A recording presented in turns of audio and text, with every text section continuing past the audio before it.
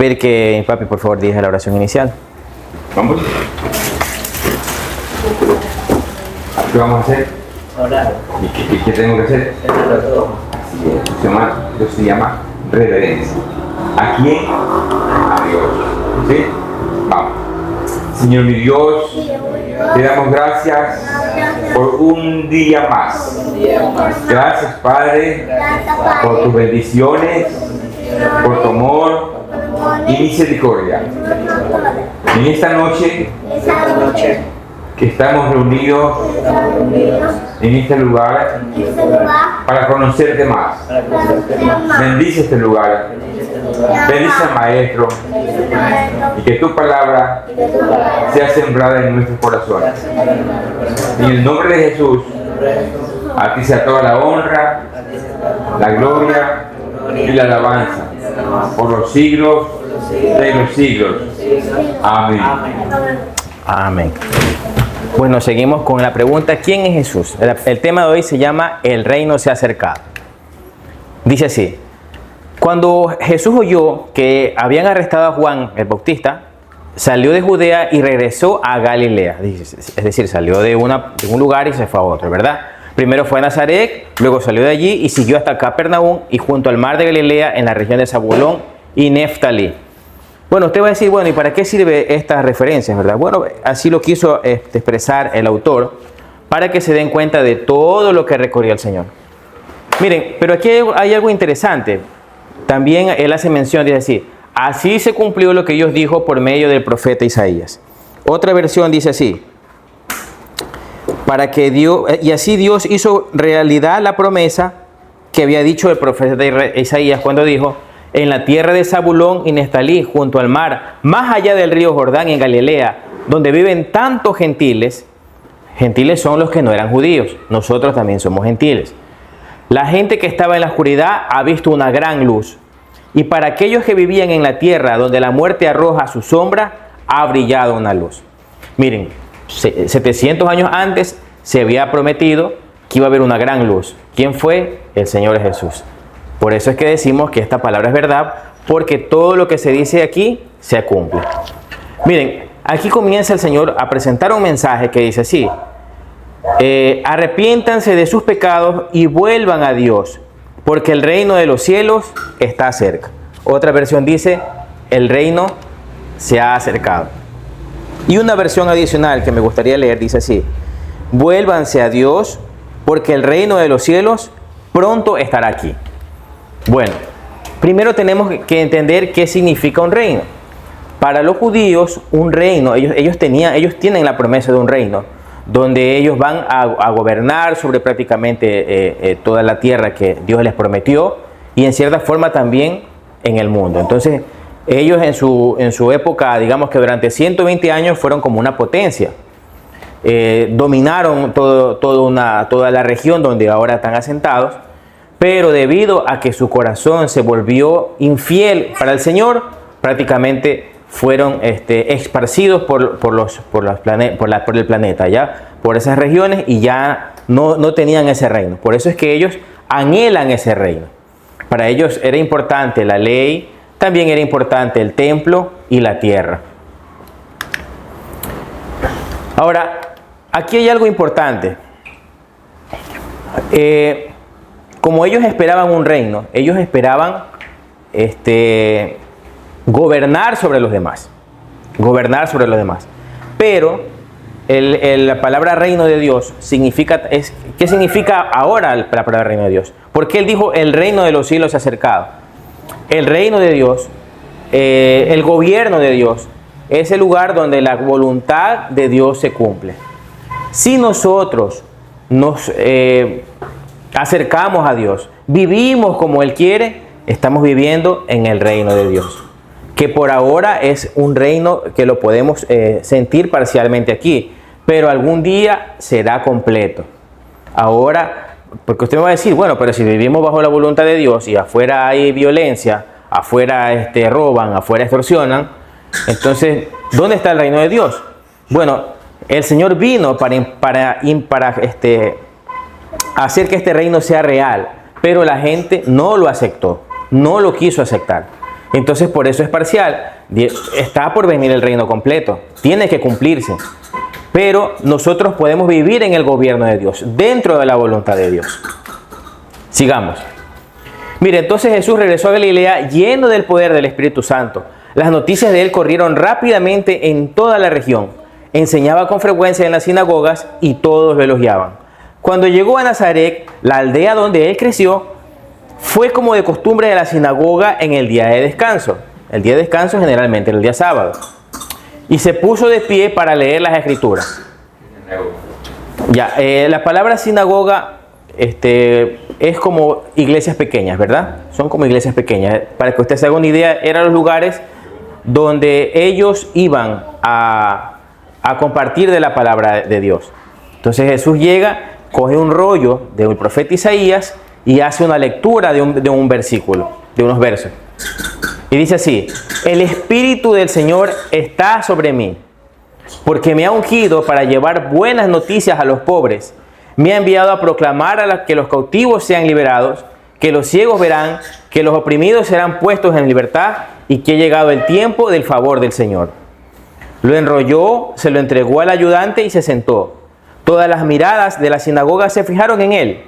Después Jesús comenzó a hablarles. La escritura que acaban de oír se ha cumplido este mismo día. Bueno, entonces, ¿qué vino a hacer el Señor? Como yo les dije, Él vino a implantar un reino. ¿El reino qué significa? El reino es donde la voluntad de Dios se cumple.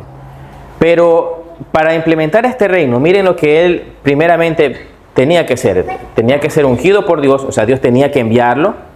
Segundo, miren, Él trajo buenas noticias para los pobres. Hoy en día, uno dice, bueno, nosotros vivimos aquí en el Limonal, es un sector relativamente ordenado. Yo en alguna ocasión he viajado a otros lados y créame que somos en cierta forma un país bendecido. En nuestro país todavía hay personas que viven en casitas de caña al pie de un estero, ya cerca de Guayaquil. Creo que por Babahoyo he visto que una vez fuimos nosotros, ¿te acuerdas? A repartir comida, ¿te acuerdas? De canastas, creo, ¿no? Después del terremoto las casitas habían quedado muy afectadas. En países, por ejemplo, como Perú, las brechas son muy grandes. ¿Ya? Usted va a un barrio y usted encuentra prácticamente un desierto, casas pequeñas, remendadas entre cartón y plástico, aunque no lo crean el día de hoy. Y hay casas muy grandes donde hay mucha riqueza. Entonces, mire, él decía que había traído buenas noticias para los pobres.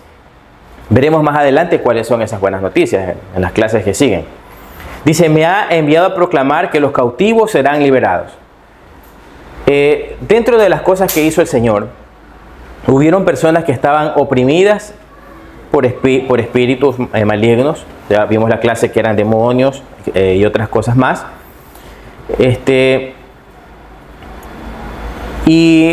O sea, eran personas que eran esclavos, también puede ser. ¿Ya? Que los ciegos verán, que los oprimidos serán puestos en libertad y que ha llegado el tiempo del favor de Dios, del Señor. Mire, hay algo que usted tiene que comenzar a ver en su vida o en la vida de alguien. Usted se va a dar cuenta que no todas las personas son felices. Hay personas que de un momento a otro dicen, uy, ¿qué le pasó? No sé, yo he visto noticias de personas que se han ahorcado. He conocido a amigos que han estado prácticamente, dice, lo tengo que decir así abiertamente, que ya tenían una cuerda allí colgada ya para acabar con sus vidas. Entonces nosotros no nos damos cuenta, pero alrededor de nosotros hay personas que realmente viven oprimidas. Hay personas que viven oprimidas, en depresión, con tristeza, esclavos de un vicio como el alcohol. Hay los jovencitos que el día de hoy están consumiendo drogas y que comienzan a robar para poder seguir pagando el vicio. Yo he visto en Vergeles, justamente he visto jóvenes, yo creo que de la edad de Iker, ya, que están en la chatarra, en la basura. Ya una ocasión me acerqué a uno de ellos porque se me había perdido un documento. Y una chica, no te miento, así como Adriana, jovencita, flaquita, ya no podía, no tenía ya nada de carne, sí, pobrecita. Y tenía un gilet en la mano como esperando atacarme, pues es que yo les iba a quitar algo, qué sé yo. Entonces son personas que ustedes son muy, muy bendecidos de que sus padres han tenido cuidado con ustedes, ¿ya? De que Dios ha guardado sus vidas. Pero hay jóvenes que no, hay personas que no. Hay personas que viven oprimidos por situaciones terribles, ¿ya? Depresiones, ansiedad, personas con baja autoestima. Entonces eso fue lo que el Señor vino a decir. Dice que esos oprimidos serán puestos en libertad. Cuando nosotros aceptamos al Señor, cuando nosotros vivimos bajo la voluntad del Señor, entramos a un reino, a la soberanía de Dios, a vivir bajo lo que Él quiere para nosotros.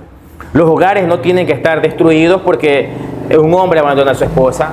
Un hogar no tiene que vivir endeudado porque el Señor o la señora viven apostando, ¿ya? Hay casos terribles localmente. Personas que han perdido casas, personas que han perdido la vida porque se han metido en apuestas, cosas así. Entonces, si todos viviésemos bajo la voluntad de Dios, el mundo sería muy diferente.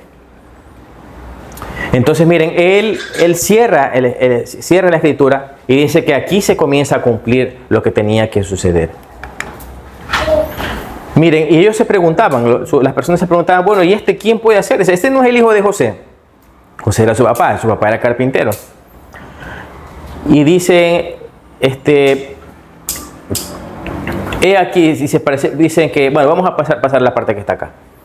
Entonces ellos le discutían, dice, no lo querían, comenzaron a rechazarlo. ¿Por qué? Porque ellos, primero que nada, estaban esperando el llamado a un reinado que los quitara, los sacara de la opresión de los romanos. Sin embargo, el reino que el Señor estaba proponiendo era un reino basado en el amor, en que todo se volvía al revés, en que tenemos que servir a los demás, en que tenemos que aprender a perdonar a los demás. Ellos no, ellos querían venganza, querían estar gobernando. Entonces, por eso es que decía al inicio que para estar cerca del Señor, porque el reino de Dios está viniendo, está acercando, está llegando, primero que nada tenemos que arrepentirnos. Y ellos les hacían un llamado a cambiar su forma de vivir. Como ellos pensaban que porque eran muy religiosos, estaban recontra que bien, les molestaba que les dijeran que tuviesen que arrepentirse. Pero todos tenemos que arrepentirnos de algo, de alguna manera. Bueno, entonces dice así, sin duda en aquellos días, dice, pero les digo la verdad, ningún profeta es aceptado en su propio pueblo. Hay una frase que dice, nadie es profeta en su propia tierra. Entonces en Nazaret a él lo comenzaron a rechazar. Él hace mención de que en algún momento había un profeta que necesitaba ayuda y el Señor envía al profeta a una viuda. No era ni siquiera de Israel. Luego también había personas que tenían enfermos por todos lados. Había una persona que no era israelita que necesitaba ayuda, que necesitaba ser sanado, y el Señor lo sanó a este señor llamado Naamán, que tenía lepra. Entonces él decía, bueno, en este momento estaba hablándole a los religiosos y también a los israelitas en general. Entonces les decía que el Señor envió, o se iba a hacer manifiesto a personas que no eran ni religiosas, ni tampoco 100% a los judíos. ¿Por qué motivo? Porque ellos eran muy orgullosos para arrepentirse. Ya vimos que la mujer samaritana se arrepintió de su forma de vivir y no era israelita. Y todo ese pueblo que no era israelita, ¿qué comenzó? A arrepentirse y a comenzar a creer en Jesús. Al oír eso, la gente de la sinagoga se puso furiosa. Se levantaron de un salto y lo atacaron y lo llevaron a la fuerza hasta el borde del cerro sobre el cual estaba construida la ciudad. Querían arrojarlo por el precipicio, pero él pasó por en medio de la multitud y siguió su camino. Imagínense, no quisieron aceptar el reino. Él les estaba diciendo, para vivir bien, para aprender a ser felices, para finalmente cambiar nuestra manera de vivir, finalmente para ser libres, el primer paso era arrepentirse. Pero ellos eran demasiado orgullosos para reconocer que de pronto sus vidas no estaban bien. Y los quisieron matar. Sin embargo, él se pudo salvar de allí. Bueno, esa es la enseñanza del día de hoy. Entonces, el reino de los cielos se ha acercado. Jesús vino a decirnos cómo vivir. Lo seguiremos viendo en las clases más adelante, pero hoy ya tienen una idea de que podemos ser libres de tantas cosas si comenzamos a vivir bajo la voluntad de Dios. Amén. Voy a pedir que mi mamá me dirija la oración de despedida. Vamos a orar.